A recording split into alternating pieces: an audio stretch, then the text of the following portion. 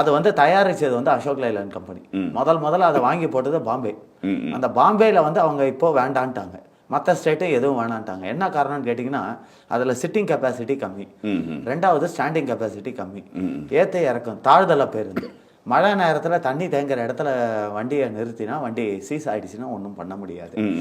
மூணாவது சென்சார். நாலாவது அந்த சென்சார்ன்றதுனால லோக்கல் மெக்கானிக் யாரும் சாதா மெக்கானிக் வந்து அந்த வண்டியை பார்க்க முடியாது, கம்பெனி இன்ஜினியர் தான் வரணும். இந்த 4 காரணத்துக்காக எந்த ஸ்டேட்டும் வேணான்ட்டாங்க. அந்த வண்டியோட ஒரு விலையோட வண்டி விலை 86 லட்சம் ரூபா. அதோட பேட்டரியாக பார்த்துருப்பீங்க, பாதி ஒரு முக்கால்வாசி.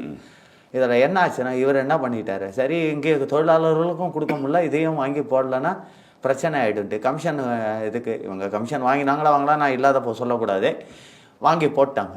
ஆனால் வாங்கி போட்டுட்டு என்ன பண்ணிட்டாங்க, அந்த அசோக் லைலாண்ட் கம்பெனியோட கொலாபரேஷன் கம்பெனி தான் ஜெர்மனியில் இருக்கிற OHM. அந்த பஸ்ஸுக்கு சைட்லேயே பார்த்துருப்பீங்க, அவங்க கம்பெனி. அந்த கம்பெனியோட இவங்க கான்ட்ராக்ட் போட்டு ஒரு நாளைக்கு ஒரு வண்டிக்கு 15,000 ரூபா கொடுத்தாங்கன்னு ஸ்டேட் கவர்மெண்ட். கலெக்ஷன் ஆகுதோ இல்லையோ, நீ 15,000 ரூபா நீ கொடுத்தாங்க, 12,000 ஆனாலும் 3,000 ரூபா போட்டு நீ கொடுத்தாகணும். ஸோ இப்போ பர்மனன்ட் டிரைவர்ஸை எடுத்தால் இவங்களுக்கு சம்பளம் அதிகமாக கொடுத்தாகணும், இதுவாகணுன்றதுக்காக. கிட்டத்தட்ட போன வருஷம் வண்டி 1000 பேர் ரிட்டையர் ஆகிருக்காங்க, போஸ்டிங்கே போடலை. இப்போ எல்லாமே CL ஆளுங்களாக போட்டு ஓட்டிக்கிட்டு இருக்காங்க. CL ஆளுங்களுக்கு ஒரு நாளைக்கு வந்து காலையில் ஏறி நைட் இறங்கினா 1,600 ரூபா. இதில் இன்னொரு கொடுமை என்னன்னு கேட்டிங்கன்னா, அந்த CL வேலை பார்க்குறாங்க பார்த்தீங்களா, அவங்களுக்கு வந்து பர்மனன்ட் டிரைவர்ஸ்க்கு வந்து படிக்காசுன்னு உண்டு. 100க்கு 2 ரூபா 60 பைசா படிக்காசு உண்டு. அது CL ஆளுங்களுக்கு கிடையாது.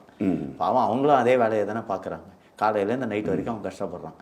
அவங்களுக்கு அந்த படிக்காசை கேன்சல் பண்ணிட்டாங்க. கேன்சல் பண்ணிவிட்டு இப்போ மந்த்லி சேலரின்னு போட்டு அதுலேயும் 1000 ரூபா பிடிச்சிக்கிறாங்க அவங்க சம்பளத்தில். இது தொடர்ந்து நடந்துகிட்டு இருக்கு. இதில் கான்ட்ராக்ட் எடுத்துருக்கிறது யாருன்னா, சென்னை டு கன்னியாகுமரி வரைக்கும் CMோட மருமகன் சப்போர்ட்டு சபரீஷன். அவர் வந்து அந்த டிப்போவில் இருக்கிறவங்க கட்சிக்காரங்களை வச்சு இதை ஓட்டிக்கிட்டு இருக்காரு.